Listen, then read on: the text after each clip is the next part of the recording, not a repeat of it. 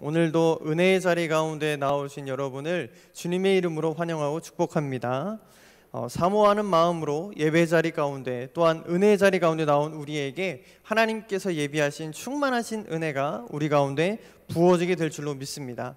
이 시간 옆자리 분들과 이렇게 인사할까요? 하나님의 은혜를 사모합시다. 오늘 우리는 믿음과 바다라는 제목으로 함께 은혜 나누고자 합니다. 설교를 시작하기 전에 먼저 책 한 권을 소개하면서 시작하고 싶습니다. 준비된 사진 좀 띄워주시고요. 이 책은요, 너무나 잘 아시는 책일 것 같습니다. 노인과 바다라는 책이죠. 이 책은 미국의 유명한 소설가인 어니스트 해밍웨이가 쓴 책입니다. 아마 이 자리에 계신 분들이라면 적어도 한 번쯤은 이 책을 보시거나 또 적어도 한 번쯤은 그 이름을 들어보셨을 것 같습니다. 이 책의 저자인 이 해밍웨이라는 사람은요, 이 책을 통해서 1954년에 노벨 문학상을 받게 되어집니다. 그만큼 이 책이 주는 영향력이 참 크고 책이 담고 있는 메시지가 아주 강력했기 때문이 아닐까 싶습니다. 그런데요, 이 책의 줄거리를 보면 참 단순합니다. 읽어보신 분들은 아시겠지만 이 산티아고라는 노인이 바다에 나가서 고기를 잡는 이야기입니다. 이게 전부의 줄거리이죠. 그런데 이 사람들이 그 노인의 모습을 보면서 감동을 받고 감명을 받는 이유가 있다면 아마도 한 노인이 바다와 끝없이 사투를 벌이면서 때로는 그 물고기를 향하여서 친구라 부르고 또 동질감을 느끼기도 하면서 여러 가지 감정이 그 안에 복합적으로 또 인생의 여러 가지의 그 문제들이 그 안에 녹아져 있기 때문이 아닐까라는 생각이 듭니다. 그래서 결코 포기하지 않는 그런 노인의 모습을 통해서도 아마 사람들은 참 많은 감명을 얻게 되어진 것 같습니다. 책 내용 중에 보면 이런 내용이 좀 있는 것 같습니다. 여느 때처럼 어김없이 바다와 사투하러 또 바다에 물고기를 잡으러 나간 노인은 굉장히 큰 물고기인 청새치 한 마리를 만나게 됩니다. 며칠 동안 계속해서 청새치와 다투면서 끌려가면서 땡기면서 그 청새치와 끝없이 싸움을 했다라고 그 책은 이야기하더라고요. 노인은 그렇게 몇 날 며칠을 고생하다가 겨우겨우 청새치와의 싸움에서 승리합니다. 그리고 겨우겨우 뱃머리를 돌려서 집으로 향해 돌아오게 되어지죠. 그런데 이게 웬일입니까? 집에 도착하고 나서 보니까 물고기에게 남아있는 건 겨우 뼈 조금이었다라는 것이지요. 뼈밖에 남지 않은 물고기를 보면서 마을 사람들은 그에게 이렇게 이야기합니다. 당신 실패했다고. 당신 물고기를 잡은 거냐, 뼈를 건져 올린 거냐, 굉장히 비아냥도 당하고 참 어려운 시간을 겪었다고 합니다. 그런데 그 마을 사람들은 그 물고기 뼈밖에 없는 결과만 바라보지만 잡는 과정 전부를 알고 있는 독자들은 그를 자동적으로 응원하게 되어지고요. 또 그가 실패한 것 같아 보이지만 결국에는 그가 승리한 것이다 라는 것을 그는 이렇게 독자들은 알 수가 있는 것 같습니다. 결국 이 책이 이야기하는 것은 무엇입니까? 결과가 중요하기보다, 물론 결과도 중요하겠지만 그보다 더 중요한 것은 과정이 어떠한가, 또한 그 과정을 어떻게 견뎌내고 이겨내는가, 그 이야기가 아마도 이 노인과 바다가 이야기하고 있는 가장 핵심적인 주제가 아닐까라는 생각이 듭니다. 그런데 오늘 제가 이 책 이야기를요, 설교 초반부에 먼저 드리는 이유가 있다면 단순히 책 내용을 소개하기 위함은 아닙니다. 책이 주는 메시지가 무엇이다라고 나누기 위함인도 아니지요. 제가 오늘 여러분과 함께 나누고 싶은 것은 이 노인과 바다, 이 주인공인 이 산티아고라는 인물이 바다를 어떤 관점으로 바라보았는가라는 것을 함께 생각해 보기를 원합니다. 뱃사람이었던 이 산티아고라는 사람은요, 기본적으로 바다를요 어떻게 바라볼까요? 뱃사람이었으니까 긍정적으로 바라보겠지요. 그 안에서 배울 것도 참 많고 또 그 안에 물고기들을 가리켜서 친구라고 표현하기도 하고요, 또 동료라고 표현하기도 하고 또 바다를 업으로 삼는 사람인 만큼 참 당연한 그렇게 긍정적인 마인드를 가지고 살아갑니다. 저 역시도 바다에 가는 거 참 좋아합니다. 저희 아내도 또 저희 가족들도 바다에 가는 걸 참 좋아하는데요. 그런데 어느새부터인가 바다에 직접 들어가는 것보다 따뜻한 방 안에서 바다를 보는 것을 굉장히 좋아하게 되었습니다. 그만큼 바다라는 건 우리에게 참 친숙한 이미지이지요. 그런데 오늘 우리가 함께 살펴본 성경 본문, 이 성경은요, 바다를 어떻게 이야기하고 있을까요? 성경은요, 바다를 다소 부정적인 관점에서 바라보는 것 같습니다. 성경에서 바다는 스올과도 같다라고 표현되기도 하고요.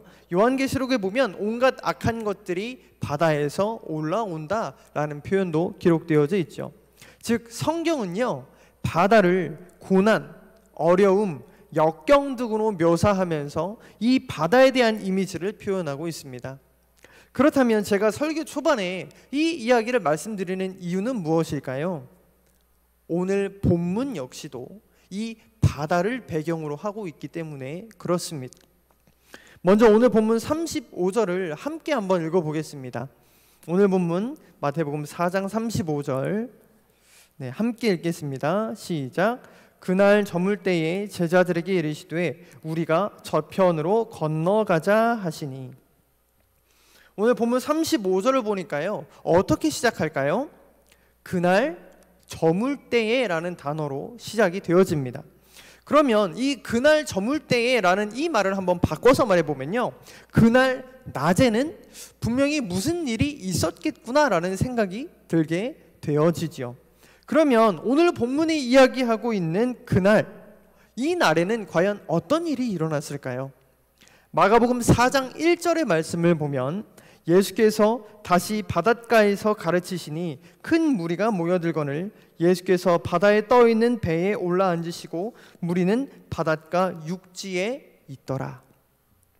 오늘 본문의 사건이 벌어진 그날 아침에는요, 예수님께서 바닷가에서 큰 무리들을 가르치셨다라고 말씀합니다. 예수님은 바다에 떠있는 배에 올라앉으시고 제자들과 큰 무리는 바닷가 육지에 있었다라고 기록하죠. 그러면 예수님은 이때 무엇을 가르치셨을까요? 예수님은 비유의 말씀을 통하여서 우리가 너무나도 잘 알고 있는 4가지 땅에 떨어진 씨앗의 비유를 말씀하시고, 또 등불 비유를 말씀하시고, 자라나는 씨 비유를 말씀하십니다. 그리고 그 비유의 뜻을 제자들에게 밝히 알려주시지요. 마가복음 4장 33절과 34절의 말씀을 보면 예수께서 이러한 많은 비유로 그들이 알아들을 수 있는 대로 말씀을 가르치시되 비유가 아니면 말씀하지 아니하시고 다만 혼자 계실 때에 그 제자들에게 모든 것을 해석하시더라. 지금 우리가 이 부분에서 지금 이 시간에 기억하고 넘어가야 할 부분이 바로 이 부분입니다.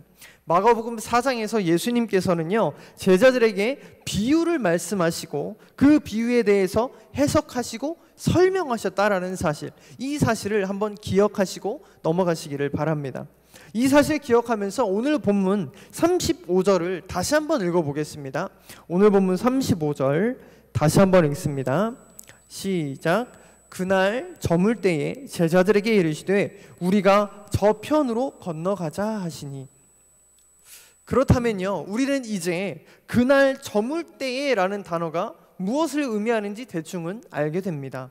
그날은요, 예수님께서 제자들을 향하여서 또 무리들을 향하여서 비유로 가르치신 날이었고요, 또 특별히 제자들에게 모든 것을 해석하신 날이었구나 라는 사실을 우리는 알 수가 있습니다. 그렇다면 그 날에, 그 당일에, 다음 날도 아니고 또 그 또 다른 날도 아닌 예수님께서 제자들을 바로 가르치신 바로 그 날에 예수님은 제자들에게 어떻게 말씀하십니까? 우리가 저편으로 건너가자. 저편의 목적지 궁금하지 않으십니까? 어디일까요? 마가복음 5장 1절의 말씀을 보면 나와 있습니다. 마가복음 5장 1절의 말씀입니다. 예수께서 바다 건너편 거라사인의 지방에 이르러. 예수님이 제자들에게 말씀하신 목적지는 거라사인의 지방이었습니다. 그곳에는 우리가 잘 아는 것처럼 군대 귀신 들린 사람이 있었고요. 예수님께서는 그 영혼을 위하여서 돼지떼 2,000마리를 수장시켜 버리십니다. 그래서 제자들은 예수님의 말씀을 듣고 오늘 이렇게 행동하기 시작합니다. 본문 36절의 말씀을 보면 그들이 무리를 떠나 예수를 배에 계신 그대로 모시고 가매 다른 배들도 함께 하더니. 우리가 여기에서 한 가지 더 기억해야 할 것, 예수님을 배에 계신 그대로 모시고 갔다라는 사실입니다. 그러면 앞서서 우리는 한번 생각해 보았습니다. 예수님이 제자들을 가르치신 날에 예수님은 어떠한 모습으로 있었다라고 성경은 기록할까요? 예수님께서 배 위에 올라 앉으셨다라고 성경은 기록하죠. 즉 제자들은요, 예수님이 올라 앉아 계셨던 그 배에 함께 올라타서 예수님과 함께 거라사인의 지방으로 향하고 있던 길, 그것이 바로 오늘의 배경입니다. 다시 말하면 지금 제자들이 타고 있는 그 배에는요, 예수님도 함께 계셨고 그 주위에는 다른 배들도 함께 있었다라고 성경은 기록합니다. 즉 지금 제자들이 타고 있는 이 배에는 예수님도 함께 계셨고 만군의 주관자이시고 모든 것을 다스리시는 여호와 하나님께서 그 배 가운데 함께 하셨다라는 사실을 우리는 기억해야 합니다. 그런데 문제는요, 바로 지금부터 시작됩니다. 본문 37절의 말씀입니다. 큰 광풍이 일어나며 물결이 배에 부딪혀 들어와 배에 가득하게 되었더라. 그런데 참 이 말씀을 지금까지 쭉 많이 접하셨을 텐데 읽으시면서 좀 이상하지 않으셨습니까? 분명히 예수님께서 저편으로 가자라고 말씀하셨습니다. 예수님께서 제자들과 함께 그 배에 타신 그 예수님께서 거라사인의 지방 저편으로 가자라고 예수님께서 말씀하셨다라는 겁니다. 예수님께서 목적지를 설정하시고 예수님께서 함께 하셔서 그 저편 목적지를 향하여서 가고 있는데 큰 광풍을 만나게 된 겁니다. 참 이상하지 않으십니까? 게다가 광풍을 만난 것에서 끝난 것이 아니라 그것이 배에 부딪혀 들어와서 배에 가득하게 되었고요, 제자들은 죽을 정도가 되었던 것 같습니다. 이때 제자들의 마음은 어땠을까요? 아마 저였다면 주님이 가자고 해서 간 거 아닙니까? 주님 말씀에 순종해서 그곳으로 가고 있는데 주님 나에게 왜 이런 어려움을 허락하십니까? 라는 의문과 또 원망이 들지 않았을까요? 제자들도 좀 비슷했던 것 같습니다. 그래서 그들은 분명히 주님이 가자고 하셔서 출발했는데 이렇게 이야기하죠. 선생님, 내가 죽게 되었는데 왜 나를 돌보지 아니하십니까? 라고 예수님을 그렇게 울면서 깨웠던 것 같습니다. 그런데 우리는요, 분명히 기억해야 합니다. 예수님께서 그날 저물 때에 제자들에게 비유로 설명하시고 모든 것을 가르치시고 난 이후에 바다를 건너가게 되어졌고 광풍을 만나게 되었다라는 겁니다. 이 말을 바꿔 말하면 주님께서는 분명한 의도와 분명한 목적을 가지고 바다로 향하셨고 바다에 함께 가셨고 저편 목적지를 설정하셔서 이동하고 계셨다라는 겁니다. 분명한 목적이 있었다라는 거예요. 그러면 도대체 무슨 목적이었을까요? 도대체 무슨 이유로 아무것도 모르는 그 제자들을 바다 위로 던져 넣으신 겁니까? 주님은 제자들의 믿음을 테스트해 보기를 원하셨습니다. 주님은요, 제자들의 믿음을 시험하기를 원하셨어요.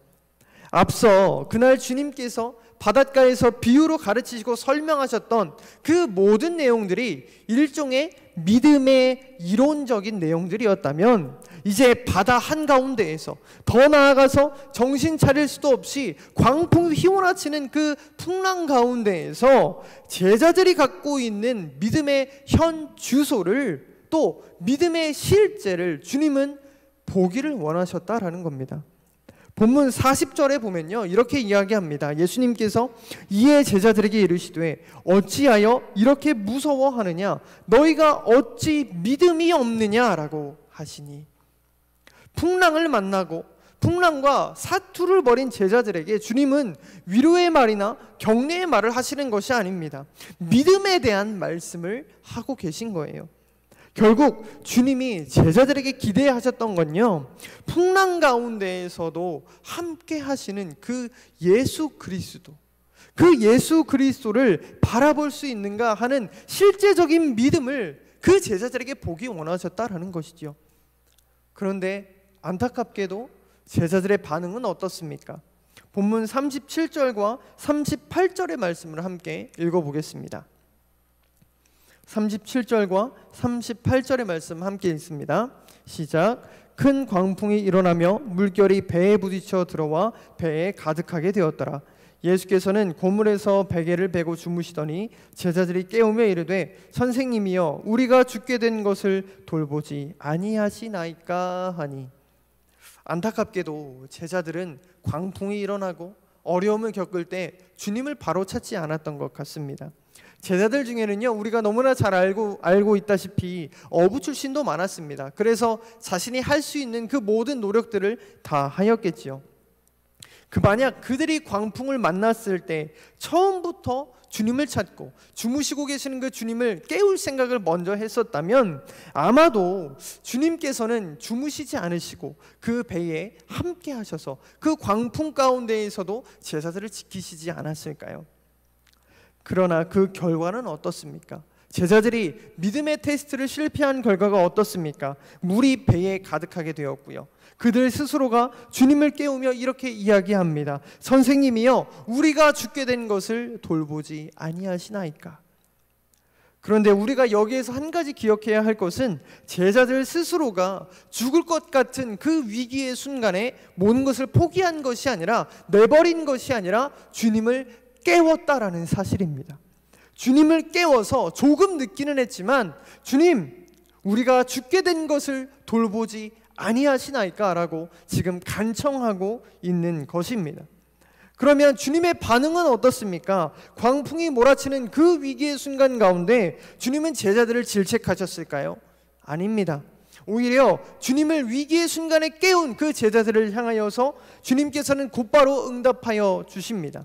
39절의 말씀에 예수께서 깨어 바람을 꾸짖으시며 바다더러 이르시되 잠잠하라 고요하라 하시니 바람이 그치고 아주 잔잔하여 지더라. 제자들이 깨움에 주님은 곧바로 일어나셨고 바람과 바다를 꾸짖으시고 잠잠하라 고요하라 말씀하시니 바람이 그치고 잔잔해지는 역사가 일어나게 되어집니다. 결국 오늘 하나님께서 우리에게 원하시는 것, 또 이 시대 가운데 살아갔던 제자들에게 원하셨던 것은 제자들이 어떤 상황과 순간 가운데에서도 주님을 찾고 주님을 기대하고 그들의 배 가운데 함께 하시는 주님을 적극적으로 그들의 삶에 초대하라라고 오늘 주님은 말씀하고 계신 겁니다. 오늘 우리의 삶도 마찬가지인 것 같습니다. 오늘 우리는 고난이라는 바다를 지나가고 있는 것 같습니다. 참 오랫동안 지속되어진 이 코로나로 인하여서 또 2년 가까이 넘게 되는 그 코로나 바이러스로 인하여서 우리는 참 많은 것들을 잃어버렸습니다. 고통의 바다 가운데, 또한 고통의 순간 가운데 우리는 그렇게 지나가고 있는지도 모릅니다. 정말로 어쩌면 우리의 인생을 바라보면 고통의 바다라고 표현될 만큼 우리의 삶은 참 고난의 연속이기도 하지요. 우리가 타고 있는 배는 어떻습니까? 참 미약합니다. 참 많이 넘어집니다. 참 많이 쓰러집니다. 그런데 주님께서 오늘 우리에게 기대하시는 신앙은 그런 고통의 바다 한가운데에서도 우리 인생의 배 가운데 함께 하시는 주님을 바라보라라는 사실입니다. 또한 그 주님을 적극적으로 깨우라라는 것입니다. 고난이 다가오고 어려움이 다가올 때에 우리 삶에 숨어 계시는 그 주님을 찾고 지금 상황에 안주하지 말고 주님을 깨우는 신앙을 가지라라고 주님께서는 오늘 우리에게 말씀하고 계신 것이지요. 왜 그렇습니까? 왜 주님은 자신을 깨우라라고 말씀하고 계시는 걸까요? 우리의 믿음은 고난의 바다 위에서 고스란히 드러나게 되어지기 때문에 그렇습니다. 우리의 믿음은 잔잔하고 아름다운 바닷가에서 드러나는 것이 아니라 위험천만하고 고난이 가득한 그 바다 위에서 온전히 드러나게 되어지는 것입니다. 이 말을 바꿔 말하면요, 우리의 진짜 믿음은, 우리의 위대한 믿음은, 우리의 진짜 믿음은 고난 중에 밝히 드러나게 되어진다라는 것입니다. 우리가 어려움 가운데 처해 있을 때 우리 믿음의 현 주소가 밝히 드러나게 된다라는 것이지요. 사랑하는 성도 여러분, 그렇다면 지금 우리 믿음의 현 주소는 어디에 있으십니까? 지금 우리는 우리 삶의 그런 모든 풍랑들을 견뎌내고 이겨낼 만한 믿음을 갖고 계십니까? 아니면 풍랑 가운데 정처 없이 떠밀려가던 그 제자들의 모습처럼 풍랑으로 인하여서 한 치 앞도 볼 수 없고 우리 삶에 주무시고 계시는 그 주님을 바라보지도 못한 채 주님, 우리가 죽게 된 것을 돌보지 아니하시나이까? 라고 원망하며 또한 하나님을 그렇게 의심하고 계시지는 않으십니까? 사랑하는 성도 여러분, 이 시간에 한번 돌아보십시오. 혹 지금 우리 삶 가운데 견디기 어려울 정도의 풍랑이 다가오셨습니까? 주님께서 지금 우리를 아름다운 바닷가가 아니라 고난의 바다 그 한가운데 위로 우리를 초대하고 계십니까? 기억하십시오. 지금 이 시간이, 그 우리가 겪고 있는 그 고난의 순간이 우리의 믿음이 발휘될 때입니다. 우리가 머리로만 또 이론적으로만 알던 그런 믿음을 우리 삶 가운데 실제적으로 사용하고 우리 삶의 모든 풍랑을 잠잠케 하시는 그 주님을 바라보는 믿음을 갖게 되어질 때에 주님께서는 우리 삶에 일어난 그 모든 풍랑을 잠잠케 하여 주시고 우리 삶의 배 가운데 일어난 그 모든 풍랑에서 승리하게 하실 줄로 믿습니다. 이제 오늘부터 강림절이 시작되어졌습니다. 또한 11월 1일 수요일부터는 성전 기도회가 시작되어집니다. 이 기간을 그냥 흘려보내지 마십시오. 매년 동일하게 돌아오는 절기라고 생각하지 마시고 혹 지금 우리가 고난 가운데 있다면 아니면 우리가 아직 아름다운 바닷가에 있다 하더라도 이 기회를 통하여서 주님을 간절히 찾고 주님을 간절히 불러보시기를 바랍니다. 혹 주님이 주무시고 계시는 것 같다면 주님을 깨워서 흔들어서 주님 우리를 도와달라고 그렇게 깨워 일으켜 세우는 저와 여러분이 되어지시기를 간절히 소망합니다.